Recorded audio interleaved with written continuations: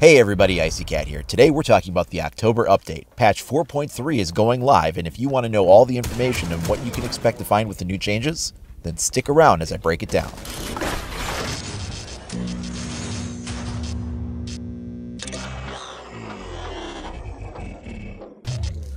The October mid-month patch update will be going live today on PC, October 12th, and if you're on console, you can expect to get it October 18th. Unlike patch 4.2, which was the rollout of the mid-season reinforcements program, this is going to be more of just a stabilization update. No big changes to the meta, no operator buffs or nerfs or rebalancing in any major ways, just making sure things are stable and consistent before the next season begins.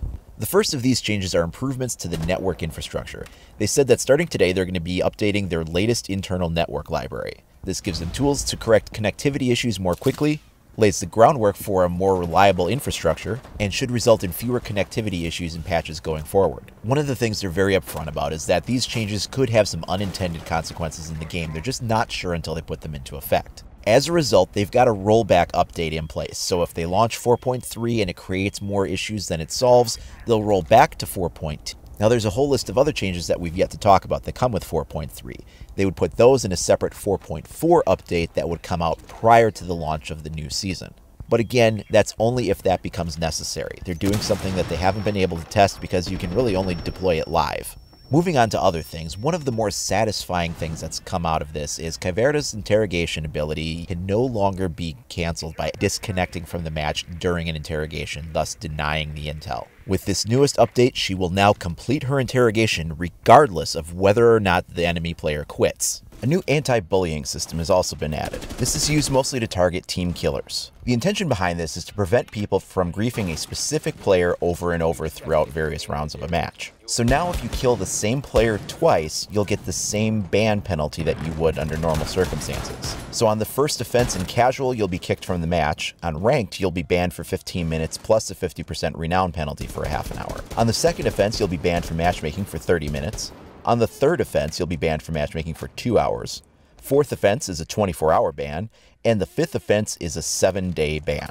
Right off the bat, I'm sure a lot of people are coming up with scenarios in their head about why this is wrong and you could do this accidentally and it's not fair. And sure, I'll acknowledge that it is possible that you could kill the same teammate twice within a given match. If you're being that accident prone, then you should probably be more careful. A few people may unintentionally get caught up in this and have legitimate accidents, and that might happen 5 to 10% of the time. The other 90 to 95% of the time are going to be legitimate cases of people griefing a specific player, targeting that person and just going after them. And so while a sliver of the gaming population may be adversely affected unintentionally by this, it's really mostly going to affect those people that harass a specific player over and over again. Is it an absolutely perfect system? No, but it is a step in the right direction to address the problem. Another big fix that's been resolved is the team surrender glitch, where previously in 4.2, if a team surrendered at the end of a round, renown, experience, and rank points were not awarded to the other team.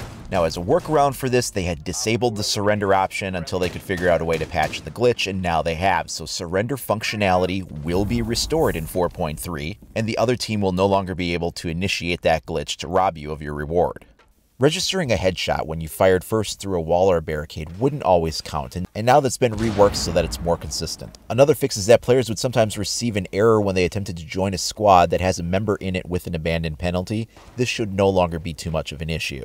A big one that people have been asking for quite a while now is that reloading will no longer be canceled when you go into a prone position while doing it. Here's another. Previously, when barbed wire would overlap, you could have an operator move through it, and the overlapping sections would kind of count as the same piece, so they would move through that area quicker than they should be able to. This has been changed now so that you can still get the same consistent movement speed through all of it.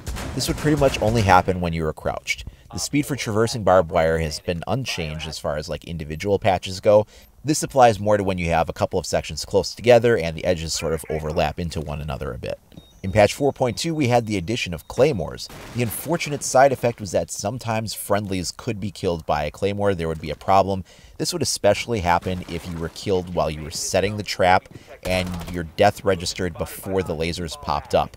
Something would get confused and mixed up, and it would treat attackers and defenders as equal targets of opportunity.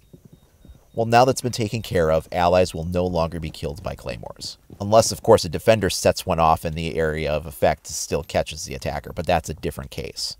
Another problem that went with it was that the defenders could sometimes see subtitles or hear audio cues when a claymore was being deployed. There was also a glitch where you could place a black eye camera underneath the diffuser and that would cause the attackers to lose. Some minor fixes with some objects being destroyed that would make them fall through the floor. A few things with nitro cells too. There was one where you would deploy it on a blackjack table and yacht and it wouldn't cause any damage, and another where you could injure players through a wall with a nitro cell without actually destroying the wall. Well, both of those have been taken care of and they work as they should now. There's also a few items in the shop that have been fixed. For instance, the Navy SEAL CTU bundle wasn't showing up. There's something with the Far Cry charm where you would purchase it and the wrong one would be unlocked or it couldn't be unlocked. All of those have been fixed. We've also got some issues that have been resolved with operators. There is a glitch with Bandit where if a player was standing in the area of effect of an object charged by his shock wire, that would last for the rest of the round. Obviously, that's an unintended effect, and it's been since taken care of. This one is huge for all the Buck players out there, and I have one friend who's definitely all about playing as Buck. His underbarrel shotgun attachment was not reliably destroying walls to allow you to be able to vault through it. It was really inconsistent whether or not you'd get the right size hole to be able to jump through. It was very picky about your range to target, if you'd get enough penetration to actually punch a hole through, or if you would just create a scattering of pellet marks on the wall. Now that's been fixed so it's more consistent. I can't wait to try it out for myself and see if that's actually working as promised, because if it is, that's something I've been waiting for a while now. If you're a big Doc player, you've probably been enjoying his new ability in regards to healing teammates. However, you also probably noticed that you didn't actually get any points for doing so. Well, now he does. So when you heal a teammate while they're still active, this is not a revive, we're talking about an actual just teammate heal here, he will get appropriate points. This should also encourage a little bit more use of Doc doing that. Some players might, actually kind of want to do it if they're going to get rewarded for points on it. There was also a problem with IQ. If she had her electronics detector open while she climbed a ladder, when she'd get to the top, it would kind of cause some rubber banding issues. Whatever glitch was causing that has been repaired, so it shouldn't be happening anymore. There's also been some fixes to some gadget duplicating created by some high latency exploits that have been resolved. Specifically in regard to Jaeger, I don't know how many other operators that propagates to. Lately, Mute's jammers hadn't been preventing Blitz from discharging his flash shield if he was in their area of effect as intended. Well, that's now been taken care of, so when he tries to use his gadget, the flash charge will not actually go off in his shield if he's too close to one of those jammers. There was also a few cases of Thermite's charge not properly destroying reinforced walls, which has now been taken care of. And the annoying Valkyrie bug has now been patched. This would be the one where she could break a barricade, just put a hole in it, and then put her black eye camera on it. This would allow her to see through the barricade while it would appear as a solid surface to everybody else. This was definitely a glitch that was being exploited by a lot of people. It's now been fixed so you can no longer do that. There's also kind of a weird bug on the canal map where in the maps office, if the floor was shot or a wall is reinforced, it would destroy any of the gadgets placed in that room. Definitely a weird one. I've seen it happen a few times myself. Now they've taken care of it and you won't have to worry about it anymore. There's also been a couple of other smaller changes that were part of this patch as well that I didn't really get into. I went over the more important ones. The main topics that were of interest to a majority of people are the ones that I really tried to focus on. I didn't want to make this video any longer than it already is. You can find a link to the patch notes in the official Rainbow Six Siege forums. You can find the link for that in the expanded comments below the video player.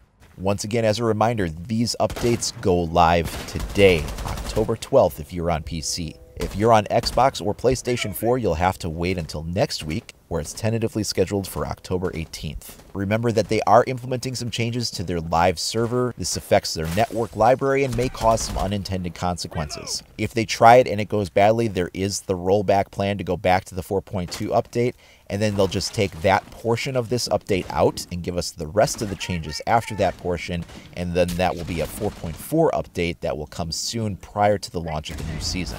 So there is a chance for some weird things to happen, but they've got a backup plan in case it does. Hopefully it goes off without a hitch though, because frankly they need all the help they can get on their servers in regards to connectivity issues. I get drops from games all the time, so do a lot of the people I know. It locks up, freezes, crashes, you have to restart. Especially on ranked matches, that is just horrible to have happen in the middle of something.